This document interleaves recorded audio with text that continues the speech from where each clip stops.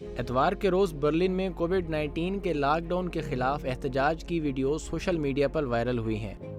جس میں German police officer کے ایک معمر خاتون پر تشدد کے مناظر دیکھے جا سکتے ہیں۔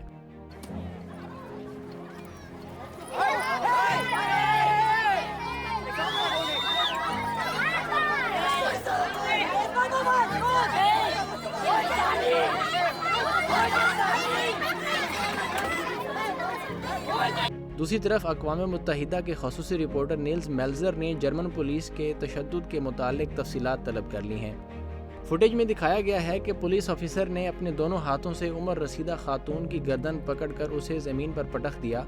جبکہ دیگر مظاہرین پولیس افسر کی اس غیر انسانی حرکت کے خلاف مشتعل دکھائی دے رہے ہیں۔ برلن میں لاک ڈاؤن مخالف مظاہرے اس وقت افراتفری کا شکار ہوئے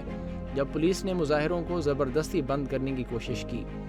اور اتوار کے روز ہونے والے مظاہروں میں تقریباً 5000 جرمنیوں نے حصہ لیا اور 600 کے قریب گرفتار ہوئے۔ نیلز میلزر، جو سوئٹزرلینڈ میں جینوا اکیڈمی میں انسانی حقوق کے چیئرپرسن ہیں، انہوں نے ویڈیوز دیکھنے کے بعد اس واقعے کے گواہوں کے بیانات اور تفصیلات طلب کر لی ہیں اور سرکاری تفتیش شروع کر دی گئی ہے۔ یہ عوام اور برلن پولیس کے درمیان پہلا پرتشدد تصادم نہیں ہے، بلکہ اس طرح کے کئی افسوسناک واقعات اور پرتشدد ویڈیوز منظر عام پر آ چکی ہیں۔ ایک طرف مغربی ممالک پوری دنیا میں حقوق بشر کا ڈھنڈورا پیٹتے نظر آتے ہیں، دوسری طرف اپنے ہی شہریوں پر تشدد اور غیر انسانی سلوک پر آنکھیں بند کیے ہوئے ہیں، جو مغربی ممالک کی دوغلی اور منافقانہ پالیسی کا منہ بولتا ثبوت ہے۔